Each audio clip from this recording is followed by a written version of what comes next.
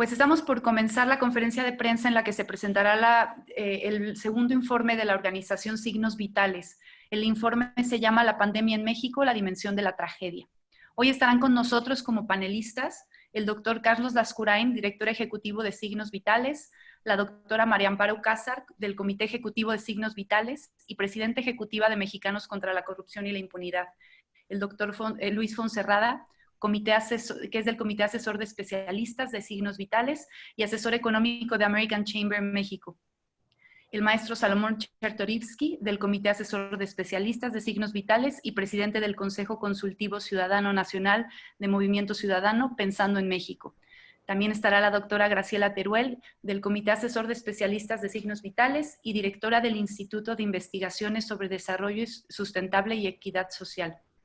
También nos acompaña el doctor Enrique Cárdenas, presidente del Comité Ejecutivo de Signos Vitales. Será en ese orden de aparición que estarán los panelistas y vamos a dar comienzo con un video que se relaciona con el informe que está presentando hoy la organización Signos Vitales y continuamos con las presentaciones.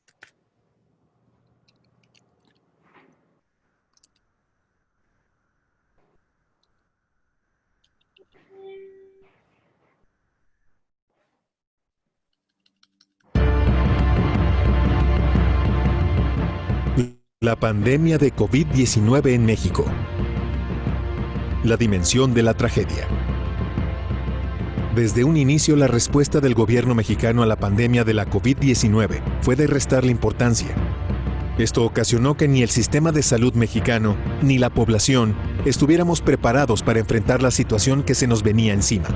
La narrativa gubernamental ha estado caracterizada por mensajes contradictorios entre el presidente de la República y las autoridades de la Secretaría de Salud.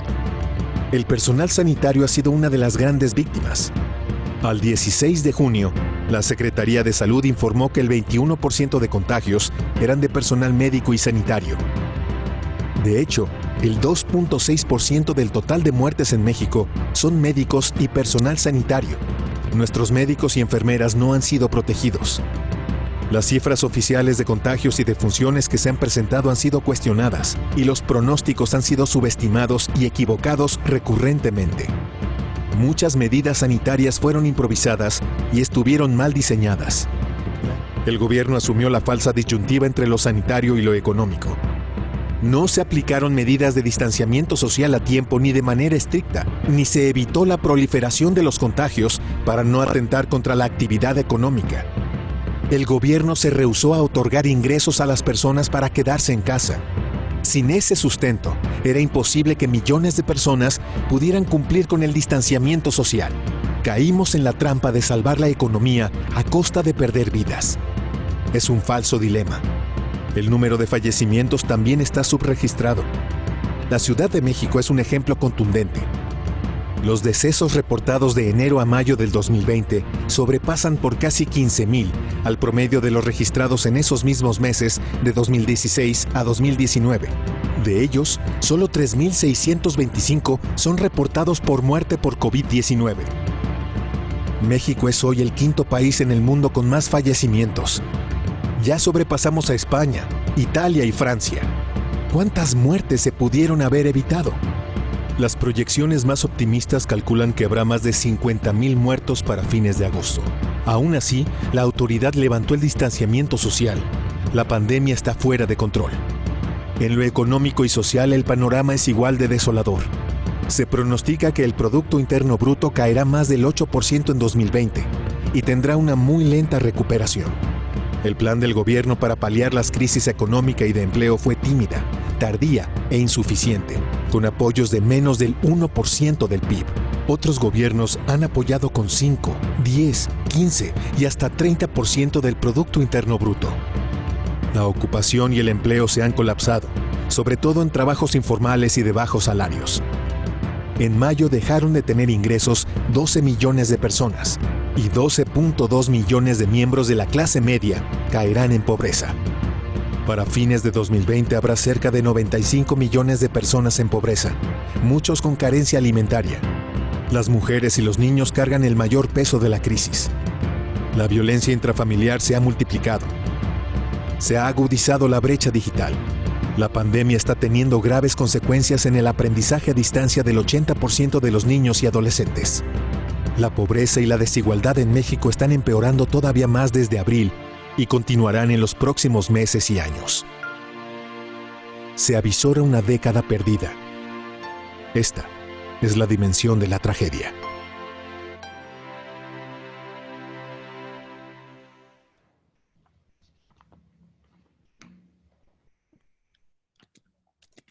Bien, damos inicio a las presentaciones. Antes de comenzar, nada más quiero decir que habrá tiempo para preguntas y respuestas al terminar todas las presentaciones, así que les pedimos a los compañeros y compañeras de prensa anotar sus preguntas una vez finalizadas cada uno de los panelistas, y pueden escribir sus preguntas ya sea en la plataforma Zoom, en la opción que se encuentra abajo para escribir en el chat, o por Facebook Live. También vamos a tener compañeras recibiendo las preguntas y nos las comunicarán para que se las puedan responder de manera ordenada. Bien, a prensa, si son tan amables también de compartirnos sus direcciones de correo, y les haremos llegar el material correspondiente del informe y el comunicado de prensa. Comenzamos esta presentación con el doctor Carlos Lascurain, quien hará una introducción a la organización sobre la organización Signos Vitales y sobre el informe.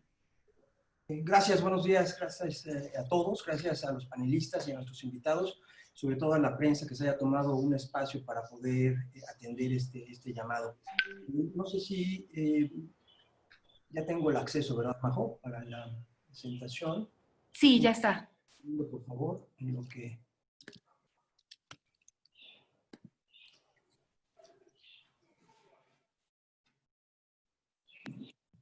Entiendo que ya se ve, ¿verdad? Ya. Perfecto. Me gustaría iniciar solamente con una pequeña presentación de Signos Vitales.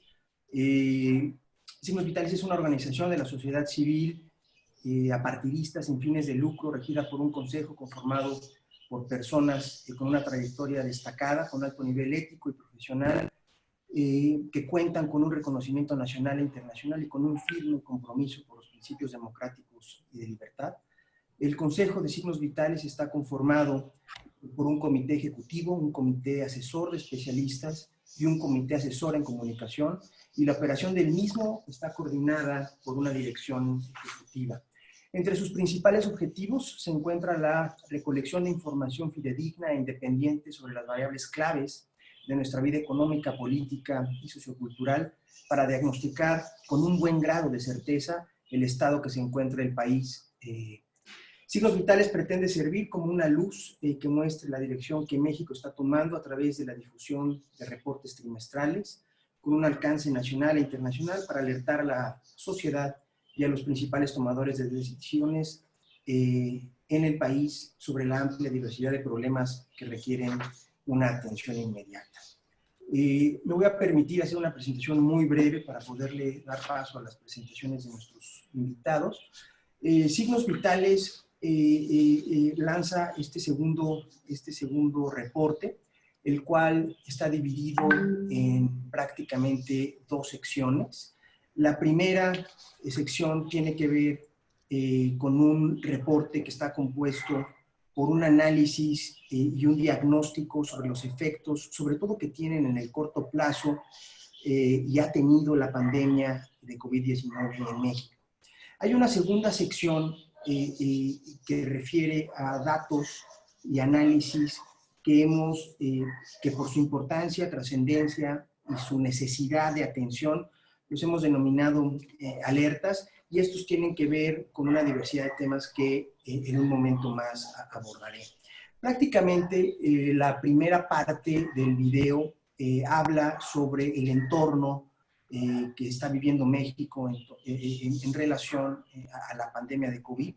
Entonces quisiera yo centrarme principalmente en las alertas, que estas serán, prácticamente esta información se tocó muy detalladamente en el video, por eso no quiero adentrarme en ella nuevamente, pero las alertas que estamos tocando en este segundo reporte son el hiperpresidencialismo presupuestal, que tiene que ver con un intento del poder presidencial discrecional para ejercer un presupuesto federal. Un segundo punto es el que tiene que ver con el federalismo fiscal, que tiene que ver que entre la tensión que se ha generado entre el presidente y un grupo de gobernadores, especialmente por un pacto fiscal, los 10 estados que más contribuyen a la federación, que aproximadamente suman un 87%, recibieron exclusivamente el 54% de las participaciones y solamente generaron una aportación de un 42%. Un tercer punto es el que tiene que ver con la militarización y seguridad pública, en donde se habla sobre una estrategia basada en la militarización con pocos resultados tangibles y en donde en los primeros 16 meses, por ejemplo, se han registrado más de 69,000 homicidios en el país. Se habla también del control sobre la expresión pública, que tiene que ver especialmente con la libertad de expresión, en donde hay agresiones desde el poder a periodistas, a medios de comunicación, así como un aumento creciente de asesinatos a periodistas que amenazan esta libertad de expresión. La ONG Artículo 19 contabilizó hasta el momento 609 agresiones contra periodistas en lo que representó el 2019. Un tema interesante también que abordamos es el de los fideicomisos, en donde estos mismos se están manejando de manera discrecional, sin intervención plenamente del Congreso.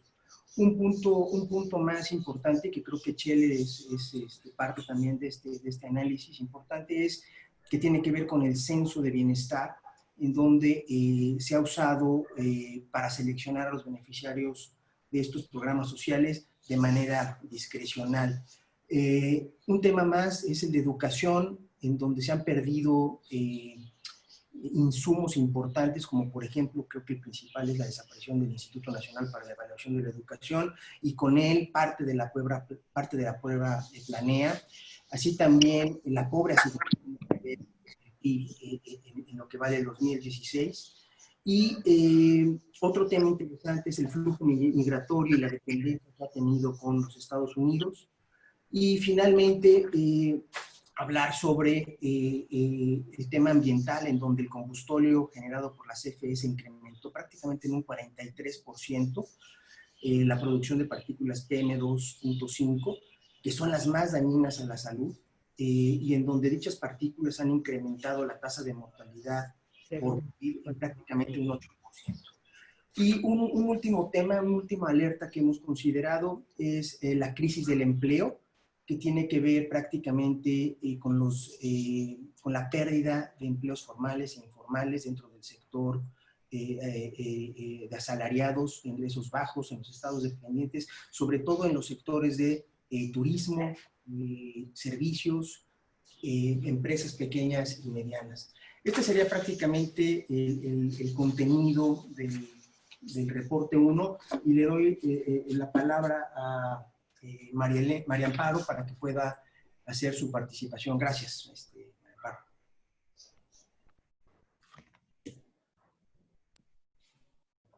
¿Listos? Desapareció la pantalla ya. Muy buenos días a todos. Muchísimas gracias a Carlos y a Enrique, que son los líderes de esto de signos vitales. Muy completa la presentación. Me leí completo el reporte, y realmente es difícil agregar algo a este espléndido estudio sobre la gestión, los efectos y lo que viene adelante con la crisis de COVID. Así que difícil agregar, podríamos entrar a cuestiones muy puntuales como qué tanto están paliando los programas sociales los efectos del COVID. Les aseguro, no me da tiempo ahorita de hacer una presentación sobre eso, que son mucho mayores que los que nos está presentando el gobierno. Creo que todavía no dimensionamos todos estos efectos.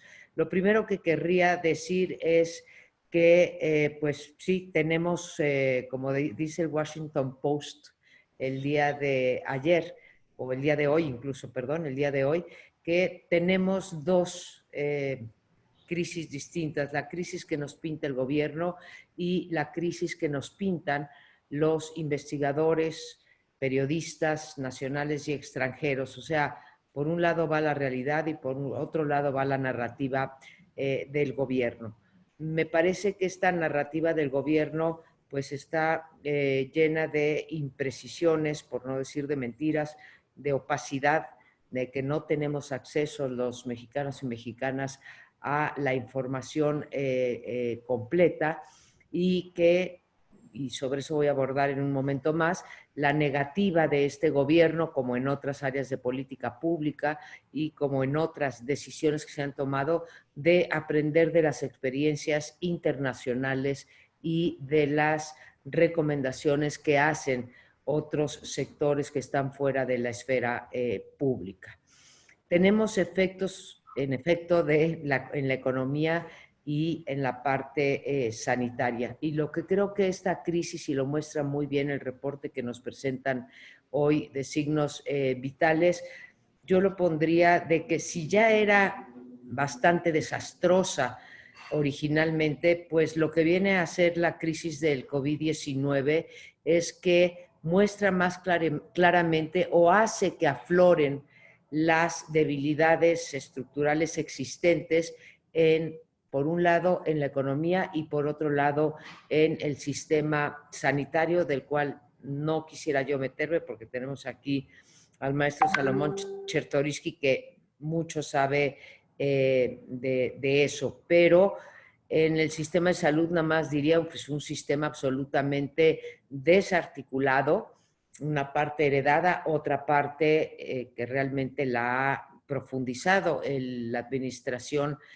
actual y a la mitad de la pandemia con un cambio absurdo de lo que era el seguro popular con todos los defectos y con todos los espacios de mejora que pudiera tener, como lo ha mostrado Julio Frenk, a una cosa que no sabemos qué es, pero que desde luego no resuelve este problema de un sistema de salud desarticulado en este país y que no llega, bueno, ni mínimamente a la cobertura universal y menos llegará.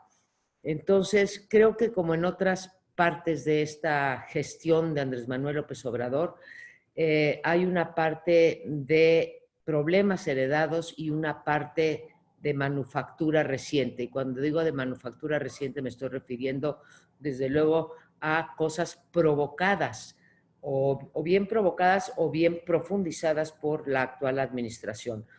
¿A cuáles me refiero? Pues desde a la falta de certidumbre para poder enfrentar la crisis económica, a las leyes punitivas que se han pasado en términos de los empresarios que hacen que haya menos inversión, acciones desde luego al margen de la ley, apuestas de inversión incorrectas en un Estado como el mexicano que siempre ha tenido la debilidad de la hacienda pública y que le hace falta tener más acceso a recursos públicos y sin embargo estos se empeñan en proyectos como los que ya saben ustedes, Dos Bocas, el Tren Maya, el Transísmico o Pemex o Santa Lucía, ¿no? Una absurda contracción del gasto público a mitad de una crisis y medidas, como ya muestran ustedes en la presentación, insuficientes de rescate. Sorprendente, y también lo muestra bien el estudio cuando ponen ustedes los cuadros de las propuestas que ha habido desde el lado del sector empresarial fundamentalmente y de las organizaciones de la sociedad civil. No podemos hablar de los, de los desacuerdos al interior del gabinete, porque estos son acallados, si es que hay desacuerdos, porque creo que nuestros secretarios tienen un pánico exacerbado a oponerse a cualquier directriz que emita el presidente de la República. Pero me sorprende que las medidas propuestas con mayor contenido social en un gobierno que se autodenomina como de primero los pobres, hayan provenido del sector empresarial. proponiendo políticas contracíclicas, proponiendo seguro de desempleo, un ingreso mínimo vital, incentivos fiscales. Todas estas medidas han sido bateadas a pesar de estar bien fundamentadas y a pesar de haber sido probadas en otros países que enfrentan crisis, diría yo, incluso menores.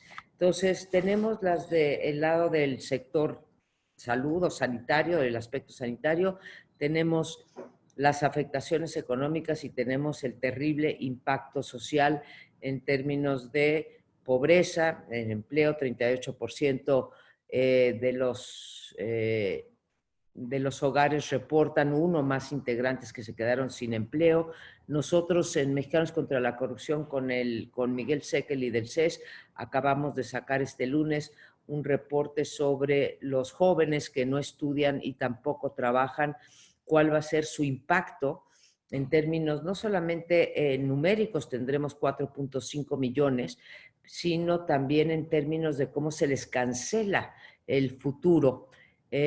Ahí se muestra, por ejemplo, que una persona, digamos, que tiene 30, 40 años, en ese rango de edad, tarda en recuperar su empleo mucho menos de lo que tardaría una persona que no ha trabajado o que no trabaja y que no estudia.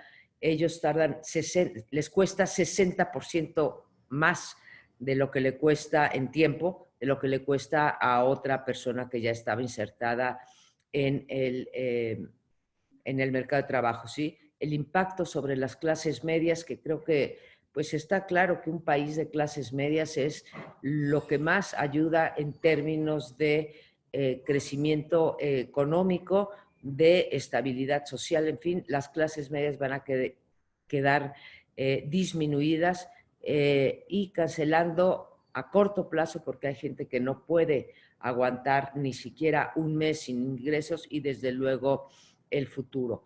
Ya no toco las cuestiones de violencia intrafamiliar y las cuestiones incluso de impacto psicológico. La única otra que me gustaría subrayar es la de la educación. Esta idea que nos han vendido de la educación a distancia, sí es difícil y tiene muchos problemas en las escuelas, en los planteles privados con muchos más recursos, en donde los padres pagan por la educación de sus hijos, simplemente es una ficción si pensamos que hay 82% de las escuelas sin acceso a un taller de cómputo y 68% sin acceso a Internet. Entonces, no nos pueden vender que podemos sustituir o completar el ciclo escolar o comenzar el siguiente ciclo escolar sin la infraestructura mínima. Como se me está acabando el tiempo, quiero dar una simple conclusión que en realidad creo que el tratamiento de la pandemia es un retrato fiel de la forma en que se ejerce el poder en la administración de Andrés Manuel López Obrador.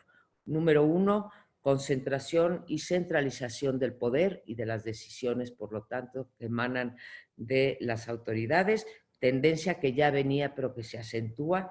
Segundo, la improvisación y la ineptitud que ha caracterizado a este gobierno en el manejo pues, de la economía, en este caso de la crisis sanitaria, incluso yo diría de la política.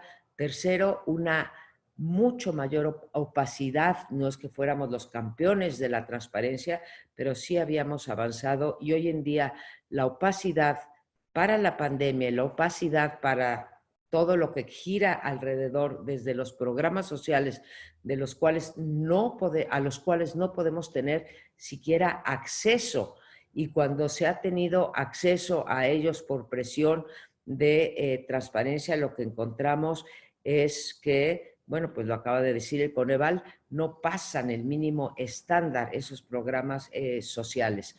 Una política, desde luego, de oídos sordos y desprecio por toda recomendación que no salga del entorno propio. Y finalmente, acompañado todo esto de una polarización de la sociedad, cuando en los momentos de crisis, cuando menos creo que a todos los que estamos aquí nos enseñaron que cuando hoy hay un enemigo común, en este caso el COVID-19, pues lo que se necesita es una unidad. Cierro con la segunda conclusión, que es la carta, porque se habla muy poco de ello, la carta que sacó la Fundación IDEA, que se llama Una llamada para defender la democracia, que empieza diciendo que COVID-19 amenaza algo más que la vida y el sustento de los pueblos de todo el mundo. Es también una crisis política que amenaza el futuro de la democracia. Uno se diría, bueno, ¿y qué tiene que ver la democracia? Pues la democracia en efecto no garantiza un manejo efectivo de una crisis, y en este caso de una crisis sanitaria. ¿Pero por qué importa la democracia?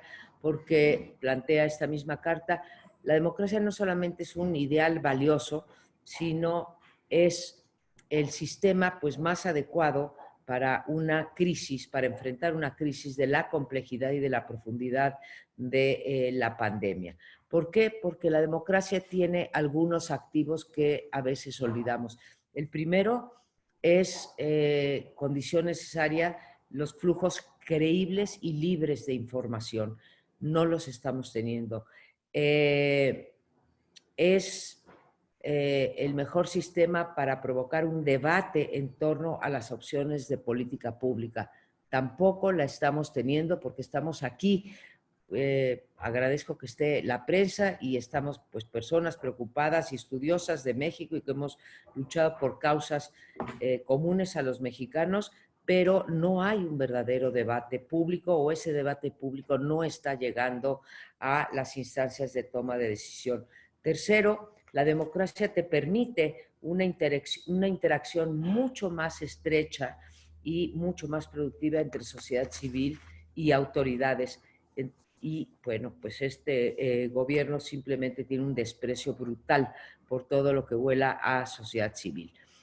Decirles que tenemos que prender las alertas porque la cantidad de bolas rápidas, por decirlo en términos coloquiales, que están o han pasado durante estos 3 meses y medio, 4 meses de pandemia, son muchas. Sí, son muchas en relación a la pandemia, pero son muchas con respecto a otros ámbitos de libertad, de información, de rendición de cuentas. Entonces, hemos documentado varias organizaciones las ilegalidades en los tiempos de COVID y creo que es momento de alzar la voz para frenar precisamente esta concentración de poder, esta discrecionalidad, esta opacidad y falta de rendición de cuentas. Creo que el documento que hoy nos presentan da cuenta de los peligros en el ámbito social, económico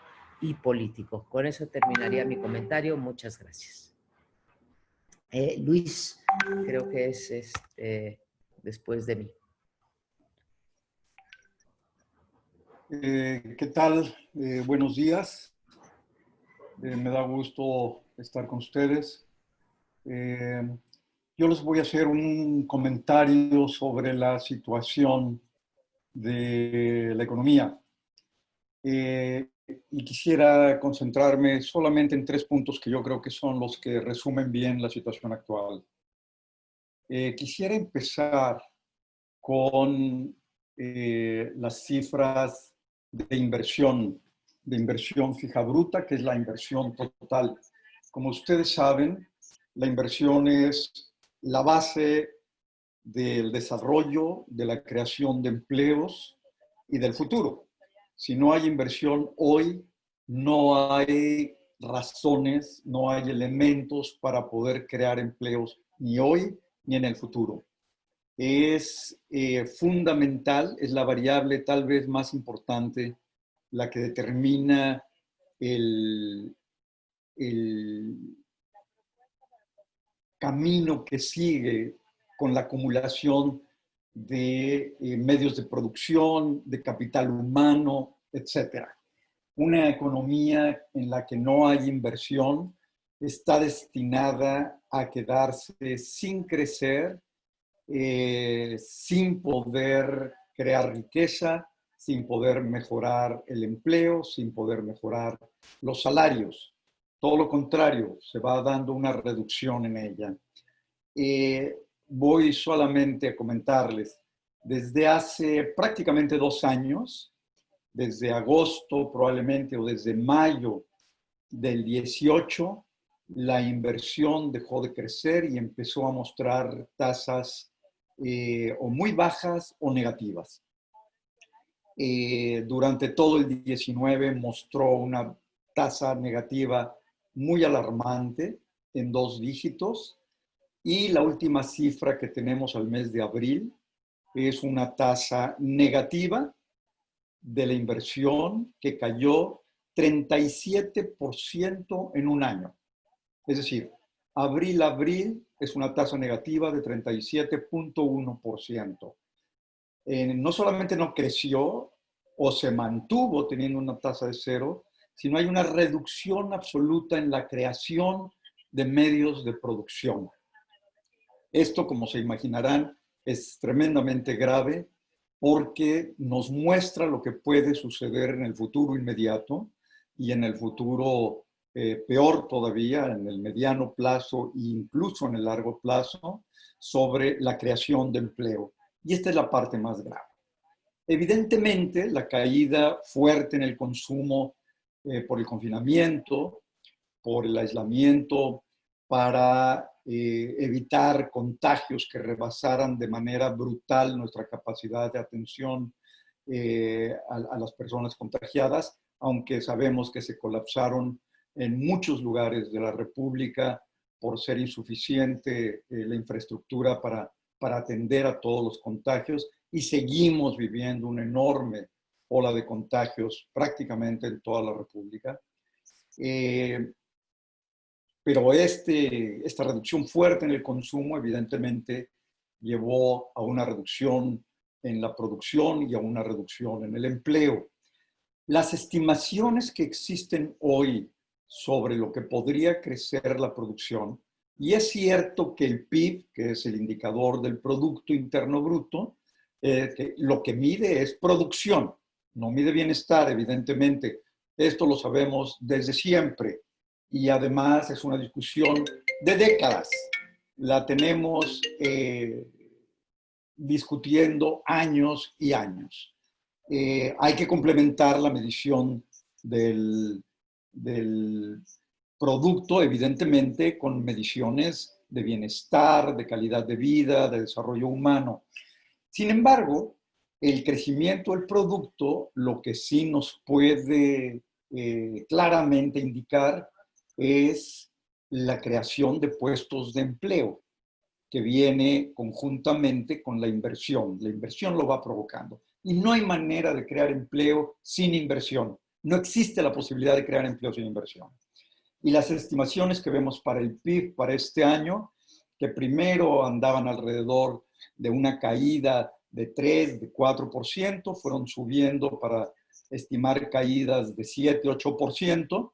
Hoy, en la encuesta del Banco de México, que contestan analistas, especialistas en economía del sector privado, hay varias respuestas de alrededor de 30 y tantas en 2 dígitos. Varios bancos internacionales han proyectado también una caída de 2 dígitos, muchos analistas. Yo en particular veo una caída de 12% este año, y me temo que no soy ya el más pesimista. Con una caída de este tipo, evidentemente, la recuperación del empleo que se ha perdido va a ser muy lenta. Y esta es la parte más grave del impacto de esta situación. Y a ver, vimos en la introducción que nos hicieron para presentar el reporte, que en otros países los gobiernos compensaron a familias y empresas con 5, 10, 15 puntos del PIB, enormes cantidades de dinero que se inyectaron a la economía para compensar la reducción de los ingresos de las familias, para tratar de mantener vivas las empresas que se pudiera, y de hecho se ha logrado. La estimación, solo para darles una idea, de la reducción de la pobreza en Estados Unidos comparado con antes del COVID es de alrededor de 2%. Esa es la estimación que se tiene para las mediciones de pobreza en Estados Unidos, que hasta el mes de junio, que es la estimación que se ve que puede suceder. De ese tamaño ha sido el apoyo en otros países. En el caso de Estados Unidos, más de 10% del PIB. En nuestro país no, y eso ha impedido mantener no solo los ingresos de las familias que más lo requieren, sino ha impedido mantener algunos empleos y la sobrevivencia de muchas empresas. Y déjenme darles, y con esto voy a terminar mi participación, las verdaderas cifras de desempleo. Vamos a decir, las verdaderas cifras del déficit de trabajo en nuestro país. Lo que normalmente se anuncia es la tasa de desempleo. Solo que la tasa de desempleo solo nos dice cuántas personas hay desempleadas y que están activamente buscando empleo.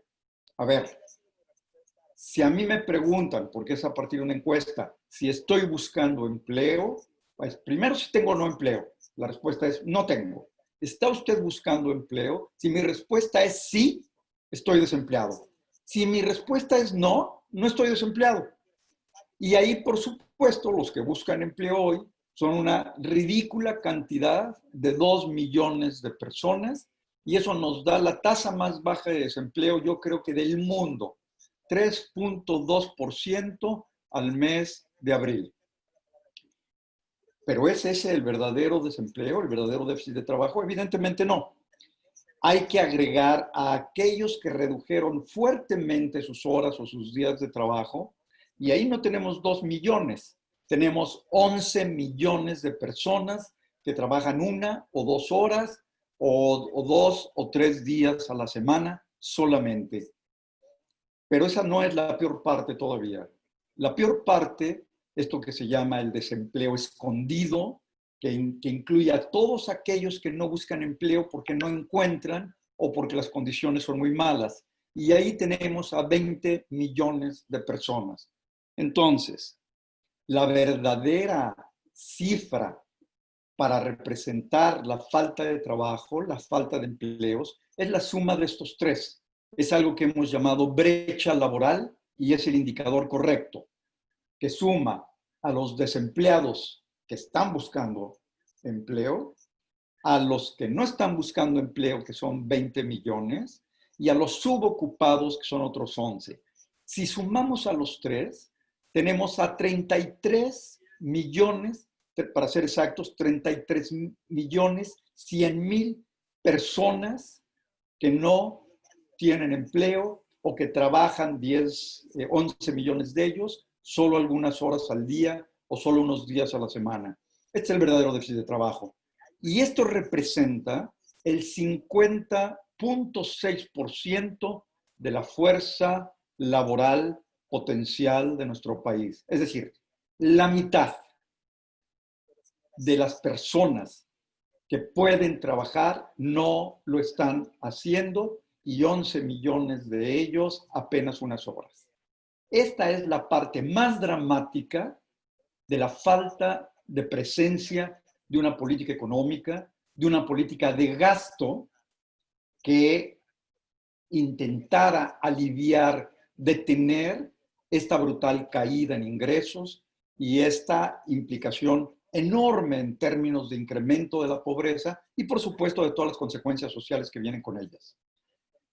¿Vamos a recuperar sin un programa serio de participación del Estado el empleo? Evidentemente no. No va a suceder. Y esto nos va a llevar a una situación súper trágica, no solo durante el 20, sino durante el 21. Las estimaciones más optimistas de crecimiento del 21 son de alrededor de un 3%, lo que querría decir que vamos a estar probablemente todavía por abajo por abajo de un mal momento que fue el diciembre del 19, probablemente 12 puntos o 10 puntos en el tamaño de la economía y en su capacidad de crear empleos. Con esto termino.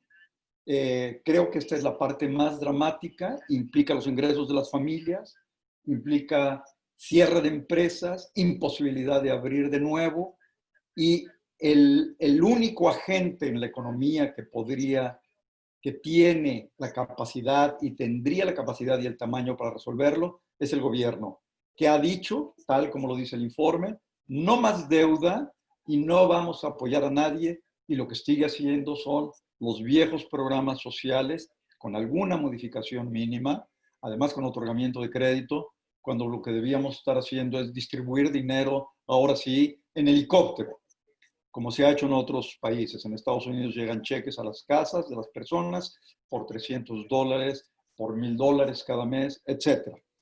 Esa es la situación de nuestro país. No se ve nada bien para el futuro y hay una absoluta indiferencia y creo que ignorancia enorme alrededor de estos procesos económicos.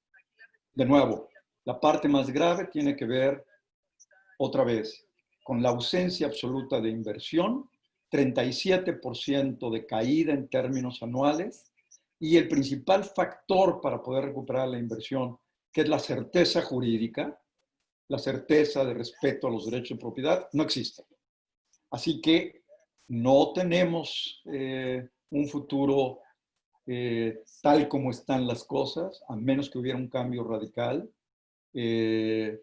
muy prometedor.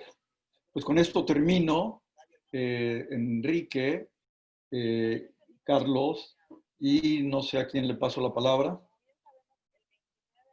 Pues muchas gracias, doctor. Seguiría el maestro Salomón Chertorivsky, sí. Muchas gracias y gracias a Enrique y a Carlos, a todo el equipo de Signos Vitales por este maravilloso trabajo. Voy a tratar de ser breve con mi tiempo, ya que María Amparo y Luis no cumplieron con esa indicación que nos dieron. Yo sí intentaré en 7 minutos dar algunos parámetros. No, los estoy molestando, estuvieron maravillosos los dos. En fin, creo que en efecto todo el título, el poner, como pudimos ver en el video, en la exposición de Carlos Lascurain, lo que pareciera una cosa muy dramática, creo que cualquier adjetivo que le pongamos es real. Es decir, estamos viviendo, y así hay que decirlo, la peor crisis que nuestro país ha vivido en un siglo. Y por lo menos, en 2 dimensiones. En la dimensión sanitaria, en la dimensión en materia de salud y la dimensión económica. Podríamos agregar muchas otras crisis que se están desenvolviendo alrededor de esto. Por supuesto, la de salud mental, la social, la de seguridad o falta de paz, muchas otras. Pero hace muy bien en sobre todo concentrar este informe de Signos Vitales, toda su primera parte, en las 2 amenazas más grandes que son además causantes de muchas de las otras interpretaciones, la crisis sanitaria y la crisis económica. Como bien ya introducía María Amparo Casar y ahora Luis Fonserrada, ambas crisis nos agarran en un momento en donde el país ya se encontraba mal parado. Luis fue muy explícito en ya nos agarraba mal en términos económicos y en términos sanitarios, en el tema del sistema de salud, yo a diferencia de Mario Amparo, con todas las imperfecciones y lejísimos de ser perfecto, el sistema de salud de nuestro país, inconexo, fragmentado, con poca inversión a lo largo de la historia, pero es un sistema de salud que atiende todos los días a 1 millón de mexicanas y mexicanos, un sistema público en donde nacen 4,500 niñas y niños todos los días en hospitales públicos, uno de los sistemas universales de vacunación más efectivos y un sistema que a lo largo por lo menos de 4 décadas fue avanzando. Insisto, lejos de perfecto, pero que fue avanzando. Ahora, ese mismo sistema que tiene fortalezas, sobre todo recargados en los hombros del personal médico y de enfermería de nuestro país, a los que todos los días debemos de agradecerles lo que están haciendo, jugándose la vida en la trinchera para salvarla de otros, nos agarra en un muy mal momento.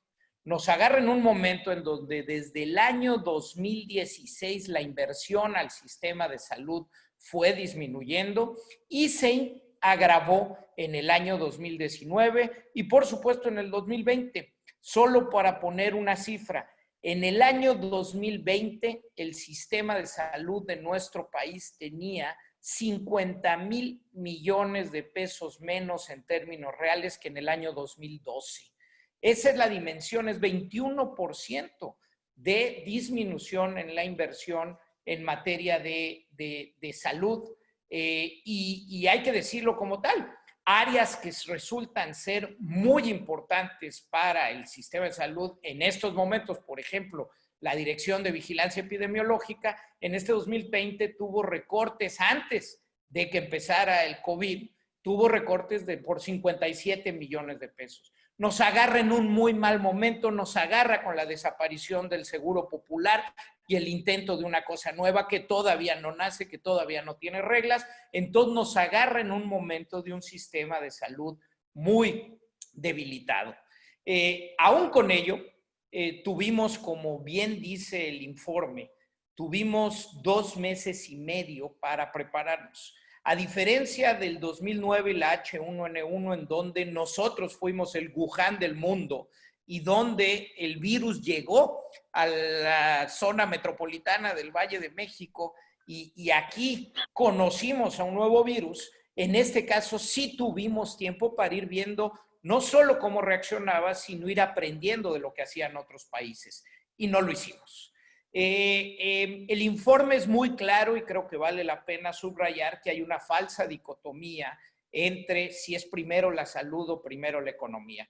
Primero salvar vidas, pero están interrelacionadas y están necesariamente políticas que tienen que interactuar para poder hacer bien la política sanitaria. Se necesitaba de una política económica y creo que eso hay que recordarlo todo el tiempo. No hay una dicotomía, no hay una, ¿qué hacemos primero o por dónde nos vamos primero? Había que entrar a las dos cosas para salvar vidas y así hay que decirlo con toda puntualidad.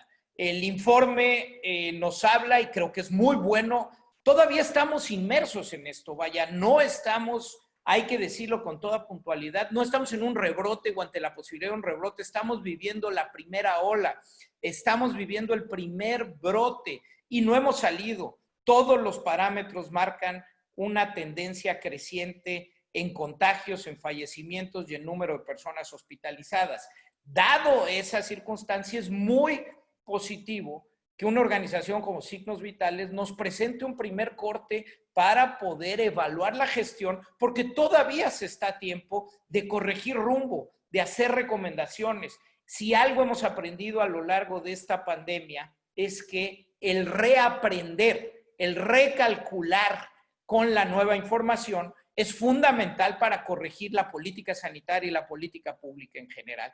¿En qué sentidos ha fallado la gestión de la pandemia, como lo indica el informe? En primer lugar, en las directrices que se tomaron desde un principio. Cuando no hay directrices claras por parte de la Autoridad Sanitaria Federal, se descoordinan las acciones y las acciones empiezan a fallar de manera relevante. Y así vimos a las diferentes entidades federativas actuando de manera diferente. Segundo, porque la base para tener buena información eran las pruebas y nosotros optamos por modelos de vigilancia epidemiológica basadas en poquísimas pruebas. Y al tener poquísimas pruebas, lo que tenemos es una fortísima debilidad en los datos, en la capacidad para con esos datos poder modelar y, por tanto, poder no solo informar, sino tomar decisiones adecuadas en materia de política pública. Entonces, las pruebas y pruebas, pues nunca llegaron, nunca han llegado, son fundamentales, no se dan solitas. A partir de las pruebas hay que trazar los contagios, hay que hacer buenos mapeos y hay que confinar de manera mucho más quirúrgica. Insisto, es válido que ahorita Signos Vitales lo puntualice, lo que no hicimos, porque todavía estamos a tiempo de corregir en muchas de estas cosas. ¿Qué más falló? Falló profundamente la comunicación. La comunicación fue confusa, faltó congruencia, mientras todavía hace 4 meses se estaba pidiendo ya el distanciamiento físico, el no abrazos, el no besos. Nuestro Ejecutivo Federal seguía saliendo de giras, abrazando y besando. No se puede transmitir a la incertidumbre de los agentes económicos, de los ciudadanos y las ciudadanas, no se puede transmitir cuando hay esas fallas en la congruencia. Fallaron las medidas de política sanitaria. Si vemos el país cómo actuó en base a los índices de política sanitaria, de cómo logró no cortar su movilidad, de cuándo empezaron los cortes en las actividades económicas, vemos que estuvimos muy por detrás de Latinoamérica y además que hubo una gran disparidad entre entidades federativas. Y falló profundamente el lograr quedarse en casa, porque falló, entre muchas otras cosas que ya nos explicaba Luis, de un plan verdadero de política económica, falló un ingrediente fundamental, que era poder tener un ingreso sustituto para todas aquellas mexicanas y mexicanos que no podían dejar de ir a trabajar todos los días, porque el dejar de ir a trabajar significaba dejar de tener alimento en la mesa de sus hogares.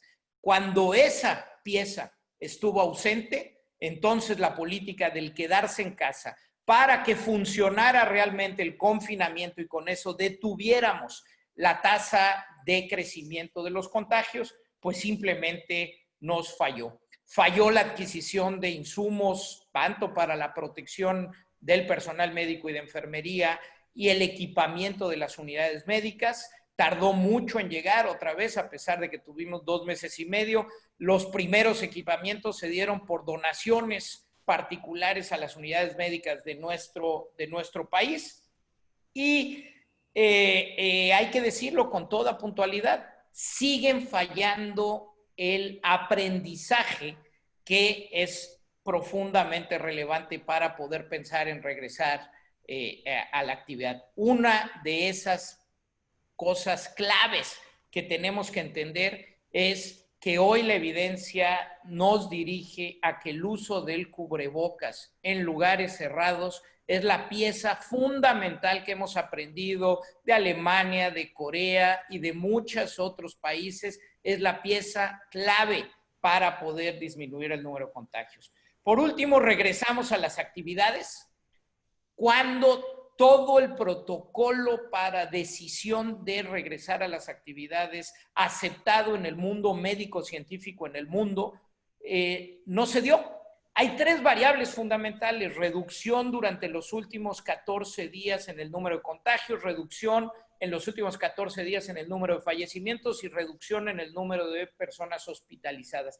Ninguno de los 3 parámetros se cumplió cuando la fecha ya estaba predeterminada con antelación y cuando las prisas del presidente por iniciar sus giras pues fueron la máxima para empezar a reabrir la economía. Reabrimos sin los mecanismos y sin las formulaciones para poder reactivarnos de manera puntual. Y esto va a traer como consecuencia que muy probablemente sea falso que estemos regresando a una nueva normalidad, que a lo que nos estamos acercando es a un nuevo confinamiento.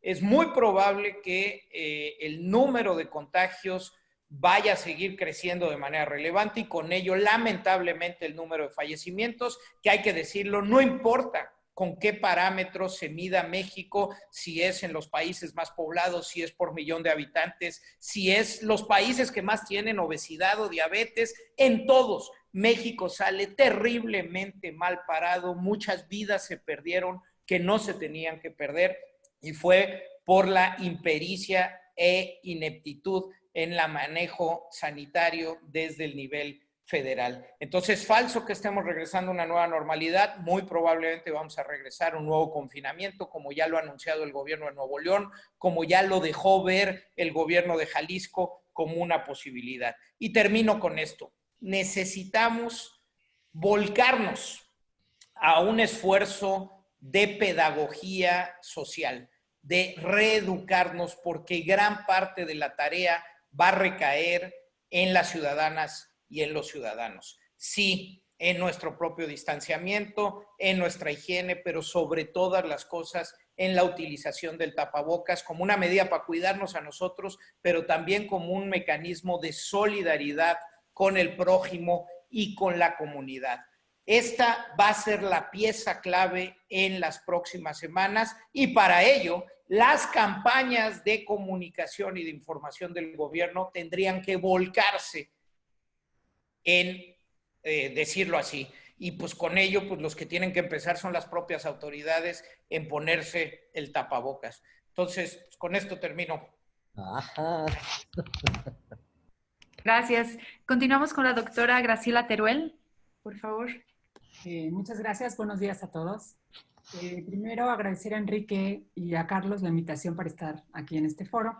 Agradezco también la invitación para formar parte del Comité Científico de Signos Vitales. Quiero felicitar muy especialmente a Signos Vitales, esta iniciativa tan importante, que de hecho tenerla es necesario siempre, pero particularmente relevante es en este contexto actual de crisis, de pandemia, de recesión económica. Este reporte toca, como ya vimos, temas importantísimos, desde toda la estrategia sanitaria, los impactos económicos, la salud mental, el tema de violencia doméstica. Pero tener todo esto simultáneamente en un solo repositorio tiene un valor enorme para los analistas, para los académicos, para los ciudadanos y sobre todo para los hacedores de políticas públicas. Uno de los principales objetivos de Signos Vitales, ya lo decía Carlos, es el recolectar información confiable acerca de indicadores clave de la vida económica, política, social, cultural, para poder realizar estos diagnósticos y resaltar problemas importantes a resolver. Me parece muy importante resaltar la palabra diagnósticos. Sin un buen diagnóstico, no se puede delinear y mucho menos proponer políticas públicas adecuadas. Me parece que el gobierno actual adolece de un buen diagnóstico. Por ejemplo, en temas económicos y para ejemplificar, voy a resaltar el tema específico del empleo, que aunque ya lo tocó el doctor Fonserrada, yo tengo, de hecho, otros datos. El presidente dijo el 25 de mayo, y cito textual, tengo mi pronóstico de que con el coronavirus se van a perder 1 millón de empleos. El INEGI, como dice el reporte muy bien de Signos Vitales, estima que en abril más de 12 millones de personas se retiraron de la población económicamente activa. Y esto lo dice así porque la ETOE no es un instrumento que está adecuadamente diseñado para justamente estimar esta tasa de desocupación. En el EQUIDE, que es un instituto de la Universidad Iberoamericana, de hecho a mi cargo, nos dimos a la tarea de diseñar y levantar una encuesta que permitiera responder esta y otras preguntas acerca de cómo el bienestar de los hogares se vería afectado ante esta emergencia. Mediante esta encuesta que hemos denominado la ENCOVID-19 y que de hecho es citada a lo largo de este documento, nos dimos cuenta de la existencia de la población que había quedado desempleada y que no podía salir a buscar trabajo o bien había sido descansada. Este nuevo fenómeno que surge justamente a raíz de la crisis y de la pandemia y debido al confinamiento. El ENCOVID tiene una cifra de desocupación, incluyendo a los descansados, de 8.4 millones para mayo. Cualquiera de estas dos cifras que se tomen, la que se reporta en la ETOE del INEGI o la que reportamos en el EQUIDE, implica de 8 a 12 veces más de desocupación que la que cree el gobierno es la más alta a la que se podría llegar con la consecuencia de la crisis. La cifra de 1 millón de pérdida de empleo es consistente, efectivamente, pues con no hacer mucho para preservar el empleo. De hecho, mientras otros países están implementando políticas agresivas de condonación de impuestos o de cuotas laborales, México ha decidido no hacer nada. Y esto es porque pues, las cifras que tiene acerca de esta magnitud de la crisis pues, no son adecuadas. Este ejemplo demuestra la importancia que es contar con un buen diagnóstico. Implica la diferencia entre no hacer nada y evitar el cierre de miles de empresas, que de hecho la CEPAL ya estima en 500,000. Y con ello, obviamente, pues el desempleo de millones de trabajadores. Quisiera resaltar también dos puntos adicionales que toca, y lo toca muy bien el reporte. El primero tiene que ver con el tema de la educación, que ya comentaba, de hecho, María Amparo. Específicamente, aquel relacionado con esta brecha digital. El 70.1% de la población mayor a 6 años cuenta con un acceso a Internet, pero solamente el 44% cuenta con equipos de cómputo en sus hogares. Según la misma encuesta, la Incovid, que levantamos nosotros, 4 de cada 10 hogares que tienen niños no escucharon el programa Aprende en Casa. Y casi el 80% de los encuestados con niños, niñas y adolescentes en casa reportó problemas para continuar con la educación de los menores de edad durante este confinamiento. Entonces existen diferencias de acceso, de hecho, que son importantes por nivel socioeconómico. Aquellos que menos ingresos tienen más problemas de acceso, tienen menos posibilidades de tener Internet. De hecho, de persistir estas brechas y estas diferencias tan grandes en niveles socioeconómicos en cuanto al acceso a la educación, las inequidades de este país se van a acrecentar, repercutiendo aún más en mayores niveles de desigualdad. No como los que tenemos ahorita, de hecho, no solo en el corto plazo, sino en el mediano plazo, en el largo plazo, cuando estos niños ingresen al mercado laboral, repercutiendo y empeorando estas desigualdades tan grandes que ya existen en nuestro país. El tercer punto tiene que ver con el tema de pobreza, que ya también fue mencionado. Pre-pandemia ya teníamos niveles de pobreza que eran inaceptables en el país. El escenario con la pandemia, tanto las cifras que reporta el Coneval, suponiendo una caída solamente tímida del 5%, implican entre 6 y 10 millones de personas más en pobreza extrema solamente por ingresos. Las estimaciones que hacemos en el EQUIDE, que no es de pobreza por ingresos, sino que es de pobreza multidimensional, tal y como se mide oficialmente en México, implican que 3 de cada 4 personas caerían en pobreza de darse justamente estos parámetros. Esto es una alerta roja, rojísima diría yo, no porque pensemos en que estas van a ser las cifras oficiales el año que entra cuando se den resultados de pobreza, porque una vez que abra la economía y que se hayan recuperado ya los empleos e ingreso, pues las cifras van a ir mejorando poco a poco. Estas cifras dan de hecho un termómetro de la magnitud de la crisis.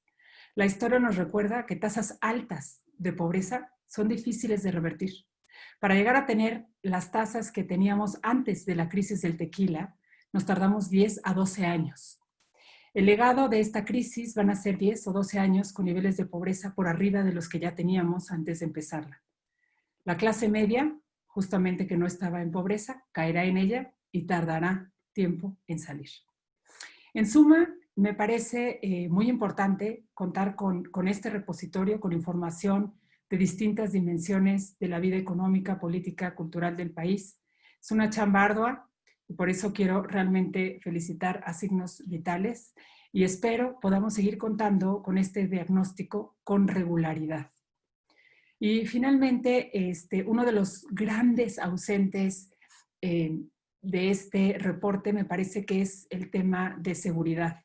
Esta recesión económica que es tan grande, esta pérdida de empleos, esta caída enorme en los ingresos de los hogares, el aumento de la inseguridad alimentaria, que es un tema que no se tocó hoy, pero que es realmente uno de los hallazgos más importantes también de la COVID, sin duda van a llevar a un sector de la población que tiene hambre a buscar vías alternas para conseguir recursos económicos.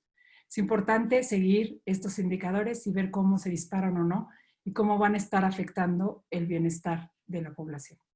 Entonces, sin más, pues muchas felicidades a Signos Vitales y seguiremos compartiendo la información que generamos en el EQUIDE y en la Ibero con ustedes para que la puedan seguir difundiendo. Muchas gracias. Muchas gracias. Le damos la palabra al doctor Enrique Cárdenas. Hola, ¿qué tal? Muy buenos días. Antes que nada, muchísimas gracias a los panelistas por estar con nosotros, por acompañarnos, a los medios de comunicación y a quienes están siguiendo esta presentación del reporte de signos vitales. Realmente, pues es lo que se mencionaba ahora por la doctora Teruel, es un repositorio, es un reporte integral, lo más integral que pudimos sobre la parte de la pandemia. Y recordarles que hay además 10 alertas en la segunda parte del reporte sobre temas pues muy relevantes que pensamos son de emergencia también. Por decir dos, ahí tocamos algo del tema de inseguridad.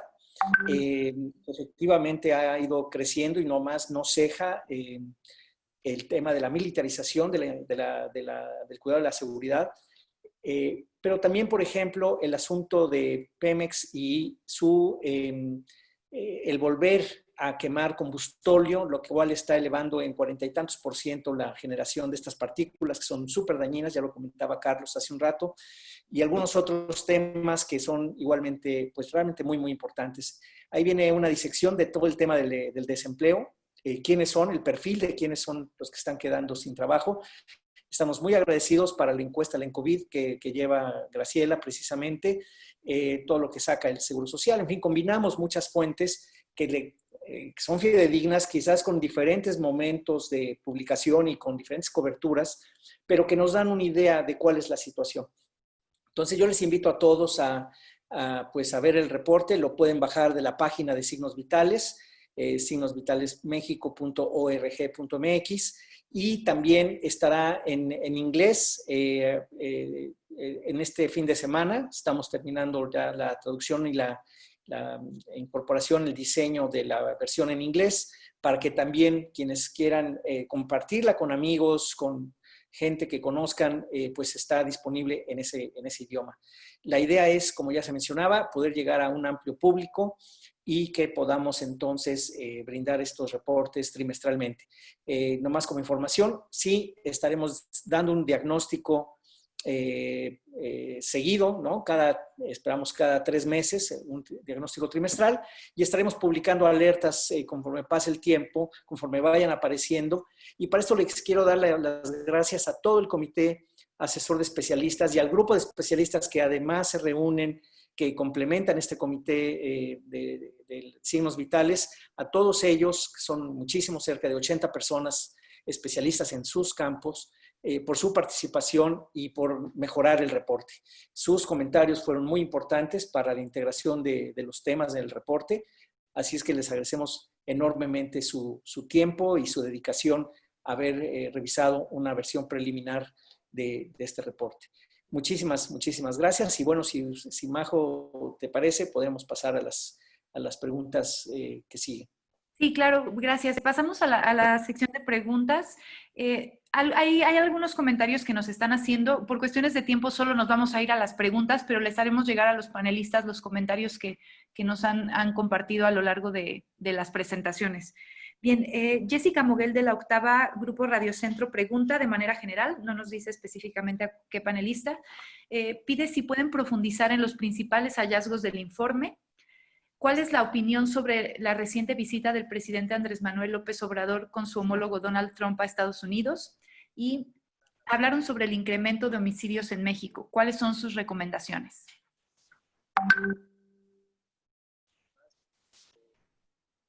Adelante. Tendería a pensar que en realidad 2 temas no son propios, lo de Estados Unidos y la violencia, digamos, las cifras de homicidio, de esta presentación y de esta panel al que nos convocaron Carlos y Enrique, y volver a presentar, Enrique, si tú quieres, los principales hallazgos, ¿no? Pero yo no quisiera meterme al tema, digo, puedo dar mi opinión, pero no quisiera meterme al tema de Estados Unidos y de... No, lo único que diría es que los personajes más importantes en el mundo tienen que usar tapabocas. El ejemplo que dan los líderes, los artistas, los deportistas es fundamental para toda la sociedad. Así es. Concuerdo con usted, maestro Chertorivsky. Yo, digamos, me podría atrever a decir un par de, digamos, el tema central, yo creo que la conclusión y el hallazgo es que la pandemia está fuera de control. en este momento. Como bien decía Salomón, no podemos hacer eso. Yo se los pido de favor. Bueno, sí. Y como decíamos hace un ratito, seguramente va a venir un nuevo confinamiento, van a tener que haber reglas nuevas. Lo grave de todo esto es, como ya se mencionaba, que vamos a tener una recuperación muy lenta. Por eso decíamos en el video que se avisora una década perdida. Ya también lo comentaba la doctora Teruel, es así, o sea, nos tardamos mucho tiempo en recuperar de una crisis de esta naturaleza.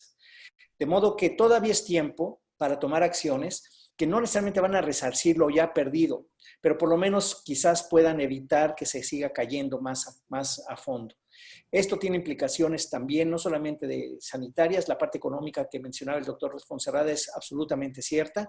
También se menciona en el reporte la necesidad de generar un marco legal adecuado para la inversión, porque de otra manera esto no va a salir. Es decir, tiene que haber formas de que vuelva a crecer la economía y que de esta manera pueda desparramarse y pueda haber empleo a todos los niveles. Entonces, sí estamos ante una tragedia, por eso le pusimos como subtítulo el reporte la dimensión de la tragedia, es decir, sí es una tragedia que pudo haberse evitado, que Signos Vitales no lo va a hacer, no es su función. Nuestra función es sacar datos, sacar información y sacar un diagnóstico. Habrá quienes tomen esto para hacer recomendaciones, por un lado, los Signos Vitales no las hace, pero lo que sí hace es poner los datos para hacer recomendaciones. Hay muchas muertes que no debieron haber ocurrido, pues habrá quien se arranque a partir de ahí. Creo que hay todos los elementos en el reporte, por ejemplo, en ese sentido, la parte de los médicos, desde las protestas que hubo, hay hasta un juicio de amparo que ganaron 2 médicos que está relatado en el reporte, ¿no? De que no fueron cuidados. Entonces, ese tipo de respuestas son las que se encuentran en el reporte en la parte COVID. Y repito, no dejen de echarle un ojo a las 10 alertas que están en la segunda parte porque tocan temas muy particulares. La libertad de expresión, por ejemplo, los ataques que está habiendo contra la libertad de expresión, también hay una alerta en ese sentido. Chéquenla, vale la pena. Entonces, pues es lo que yo podría decir así en general. Coincido, pues, ojalá también todos los personajes de este lado y del otro lado de la frontera hubieran usado tapabocas, sería una buena idea. Pero bueno, such is life. Adelante, Majo. Gracias. Silvia Schmelkes, quien es una colaboradora especialista de signos vitales, le hace una pregunta a Luis Fonserrada directamente y primero comenta, clara la dimensión de la tragedia económica. Se requiere un programa urgente para incrementar los ingresos. En lugar de pensar en una renta universal básica, ¿no sería más conveniente un programa de pleno empleo que retribuya empleos socialmente productivos, reconstitutivos de la naturaleza y también, claro está, económicamente productivos cuando se pueda? Cómo no, con gusto. Gracias por la pregunta, Silvia. Indudablemente, sería mucho mejor un programa de pleno empleo que retribuya bien, que sean socialmente productivos, evidentemente, y reconstitutivos de la naturaleza. Bueno, eso sería maravilloso. Y que sean económicamente productivos. Mira, la verdad es que, como sabemos, la inversión y el movernos hacia proyectos que cuiden el medio ambiente y que reconstituyan la naturaleza terminan siendo muy rentables y terminan siendo muy rentables para las empresas. Sí. Ahora, ¿qué se requiere? Y también había otra pregunta de cuál sería la propuesta para recuperar el empleo. A ver, miren, uno, hay que dejar de pensar en la afiliación en el IMSS. Las cifras del IMSS no nos dicen qué está pasando en realidad.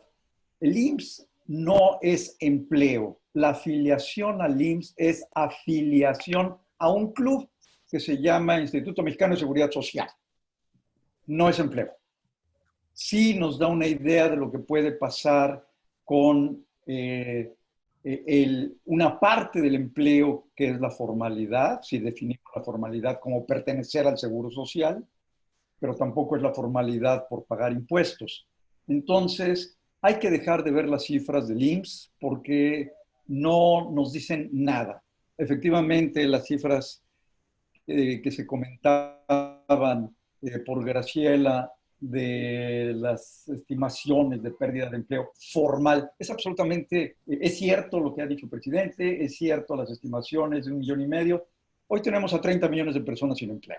Entonces, hay que ver al INEGI y hay que ver lo que hoy tenemos, que es la ETOE, que es telefónica, en lugar de la ENOE, que es la que se hacía presencialmente. Hoy no se puede hacer. Entonces, sí, la gravedad del empleo es enorme. Requerimos un programa muy amplio, tanto del sector privado como del sector público. El sector privado no va a tener la capacidad para hacerlo. De hecho, muchas empresas no van a poder sobrevivir. Creo que el programa de un gobierno responsable sería ver qué empresas tenían números en negro durante el 19 y cuyo flujo les permitía seguir viviendo. No son muchas las que pueden aguantar con el acumulado que tenían de 3 meses. Ya pasaron los 3 meses y no han recuperado sus flujos. Aquellas empresas que eran rentables, que estaban generando empleos, que estaban bien en el proceso, hay que apoyarlas. A las que ya venían mal, bueno, pues no necesariamente. Hay que ver qué otro tipo de proyectos se llevan a cabo para impulsar empresas. Hay muchas iniciativas, el sector privado tiene varias iniciativas, unas mejores que otras. Hay que tomarlo, ver qué puede hacer, qué tanto más el sector privado. Hay que dar créditos a tasas mucho más bajas que las que se están proponiendo, o sin tasas, ¿no? Simplemente cobrar 0 por estas tasas durante este periodo, que la tasa de interés fuera 0 y con periodos de pagos del capital amplios, o con un gran periodo de gracia. Eso para poder apoyar a las empresas. No hay otra manera de generar empleos más que las empresas. Ahora, el gobierno podría llevar a cabo, sí, proyectos socialmente productivos, Silvia, y proyectos socialmente productivos. Por ejemplo, hay programas de mano de obra. Los caminos de mano de obra que se llevaron a cabo en los 70s fueron muy productivos socialmente, conectaron comunidades, mejoraron caminos. Entonces, sí hay posibilidades, pero lo que se requiere, no importa qué, son grandes montos de inversión. Grandes montos de inversión, tanto del sector público como del sector privado. Y tengamos presente que con el TEMEC, que se ha planteado como la gran solución, la gran esperanza, pues no tenemos, alguien decía, bueno, ya tenemos la mitad de la solución porque no tenemos el Estado de Derecho ni tenemos la certeza jurídica. Bueno, la verdad, sin certeza jurídica y sin Estado de Derecho, no tenemos ni la mitad, no tenemos nada, ¿no? Entonces, el TEMEC no es una solución. La solución está aquí dentro, está en el gobierno, y me temo que no son conscientes de eso. Pero hay que seguir insistiendo. Ojalá hubiese algún cambio allí de visión, pero me temo que el equipo, ni en el equipo del presidente, ni en el Congreso existe un consenso para esto. Eso te diría yo, Silvia. Gracias por la pregunta. Gracias. Y efectivamente también nos respondió, gracias doctor, a la pregunta de si podía dar su propuesta para recuperar el empleo. Entonces, seguimos con la pregunta de Cristina Sánchez de Agencia F. Son 2 preguntas. En breve, el número de muertos por COVID-19, el número de muertos por COVID-19 superará a los 35,000 asesinatos de México, una cifra muy elevada. ¿Qué refleja ello? ¿Podemos hablar de una doble epidemia en el país? Y la segunda pregunta, si se compara con los muertos por otras enfermedades como las cardiovasculares, son mucho menores. ¿Debemos seguir alarmándonos tanto?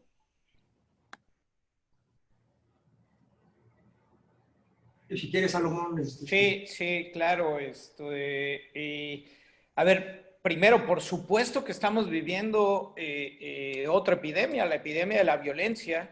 Es claramente una epidemia, es además una epidemia contagiosa. Hay un efecto social que contagia y por supuesto los asesinatos, homicidios se convirtieron en una de las primeras causas de muerte, sobre todo en los jóvenes en nuestro país. Entonces, por supuesto, ahí estamos hablando de una epidemia. Segundo, El número de 35,000 muertos, digo, ahorita estamos ya a punto de llegar a esos 35,000 muertos reconocidos por las cifras oficiales, porque hay que decirlo con toda puntualidad, según los primeros estudios de exceso de mortalidad, que es como se comparan los años previos con lo que está sucediendo en este momento, pueden ser hasta 2 o 3 veces más el número de fallecidos en este año, en lo que va del año, de lo que fallecía antes. ¿Hay que preocuparnos? Sí, por supuesto hay que preocuparnos. Voy a dar un solo dato. El Institute for Health Metrics and Evaluation de la Universidad de Washington en Seattle ha calculado que sí siguen las cosas como hasta hoy. Para el mes de octubre, vamos a tener cerca de 90,000 mexicanas y mexicanos que hayan fallecido. Si tomamos medidas hoy, por ejemplo, el uso correcto de la mascarilla, del tapabocas, ese número se puede reducir en cerca de 28,000 fallecimientos. Una reducción de 28,000 nombres y apellidos, personas, deudos. Estamos hablando de la vida de mexicanas y mexicanos si tomamos hoy las medidas adecuadas. Si no las tomamos, que es el otro dato, si hoy no tomamos más medidas, si no continuamos con las medidas o las relajamos, como ayer, pues la Ciudad de México, ya el Zócalo lleno, las plazas comerciales con colas para entrar, si relajamos las medidas para octubre, los fallecimientos pueden ser cerca de 150,000 en este caso. Es decir, sí tenemos un verdadero tema que debemos de ocuparnos, debemos de atender, porque estamos hablando de muchas vidas que no tendrían por qué perderse. Último asunto en este tema de fallecimientos. También a lo largo de estos meses en donde se reconvirtieron muchas unidades médicas para atender el COVID-19, se dejó de atender otros padecimientos. Son más de 300,000 cirugías, por ejemplo, que ya no se realizaron. Y también hay gente que ya necesita regresar a sus tratamientos de cáncer, del corazón y de otros temas. Entonces ahí también vamos a tener un efecto. Termino con esto. Tenemos que preocuparnos hoy, porque si no controlamos el crecimiento del COVID-19 antes de que inicie la temporada de influenza estacional, cuando venga la temporada invernal, si convergen ambos padecimientos, vamos a tener un seriosísimo problema en el país. Entonces, tenemos que atenderlo en estos meses, tenemos que hacerlo ya. Perfecto, muchas gracias. Voy a agrupar algunas de las preguntas porque por cuestiones de tiempo se está alargando esta sección. Sobre el informe, preguntan Agustín Ramírez Escalina si hay algún acercamiento con el gobierno federal para entregarle el resumen de este diagnóstico y recomendaciones. Y si tendrá la humildad para reconocerlo o habrá necesidad de su publicación en medios globales. Por otro lado, preguntan qué podemos hacer para distribuir los informes. Y un segundo. Y sobre el informe tenemos esas preguntas hasta ahora. Si el doctor Cárdenas o el doctor Lascurain nos podrían responder a ello. Si quieres. Ajá, sí, adelante. Adelante, Carlos. No, adelante. Bueno, mira, muy breve. El reporte está publicado ya en este momento en la página de Signos Vitales, que es signosvitalesmexico.org.mx. Se puede bajar libremente. Hay también un resumen ejecutivo diseñado específicamente como un documento aparte, además de que esté en el propio reporte. Y estará también en inglés en este fin de semana, listo. De modo que, pues, sí agradeceríamos mucho su distribución lo más que se pueda. Nosotros estaremos también distribuyendo lo más que podamos. Evidentemente, estaré haciéndosele llegar pues, al gobierno. Y bueno, pues ya dirán ellos si hacen algún caso o no. Lamentablemente, hubo muchísimos intentos de diálogo, más que de nosotros. Nosotros simplemente, pues, es información. Pero aquí hay presentes, María Amparo es una de ellas, los tres, y también Luis Fonserrada, han estado intentando tener diálogos con el gobierno, precisamente para poder hacerles ver la gravedad de la crisis. Entonces, bueno, esa chamba seguramente la van a seguir haciendo ellos. Nosotros colaboraremos en todo lo que podamos y ojalá haya respuesta. Como ya acaba de decir ahorita Salomón Chertorivsky, hoy estaremos viendo consecuencias en las próximas 2 meses más. O sea, no se ha acabado esto, al contrario, va duro. Y por lo tanto, sí es urgente que se escuche y ojalá la gente pueda de alguna manera también hacer oír su voz. Eso sería lo que yo podría decirles. Yo quisiera, si me permiten, yo quisiera agregar que ese es uno de los daños colaterales a los que me refería, que es la cerrazón absoluta de la actual administración. Digo, todos los gobiernos tienden a encerrarse y actuar de manera endógena sin escuchar a otros puntos de vista, ya sean del sector privado, del sindicalismo, del movimiento de mujeres, pero creo que no hemos tenido desde que se inició la democracia en este país un gobierno más refractario a la crisis. Salomón cerraba su primera intervención diciendo que tenemos que aprender de los datos y de la experiencia. Ese es uno de los activos de la democracia, que es un buen método para poder corregir, para aprender a través de ensayo y error, y eso nada más se logra a partir de pues que haya escucha y no eso que López Obrador ha denominado, que para mí es un misterio, diálogo circular, ¿no? Yo lo que veo es un monólogo del lado gubernamental, y hace mucho tiempo que no me topaba, no es que antes nos hicieran mucho caso, pero cuando menos tenías las puertas abiertas para ir a presentar una iniciativa, un reporte como esto, ante las personas, digamos, que estaban encargadas del área. Y ahora ni siquiera esa oportunidad de presentarlos. Como dice Enrique, lo seguiremos haciendo, y que nuestros amigos de la prensa pues divulguen estos resultados de signos vitales, que creo que están en un lenguaje además muy accesible, nos ayuden a difundirlo, porque pues sí, la presión al final, como en otras épocas de México, ha sido la que ha ayudado a sacar adelante estas propuestas. Muchas gracias. Al contrario, gracias. Bien, pues hay algunas preguntas sobre el corto y mediano y largo plazo de la pandemia, y los invitamos a ver el informe, como mencionaba el doctor Cárdenas, y a difundirlo. Y por otro lado, hagamos una última ronda de preguntas en temas que tal vez no se han tocado a lo largo de las presentaciones y en las respuestas que se han dado, y con eso cerraríamos.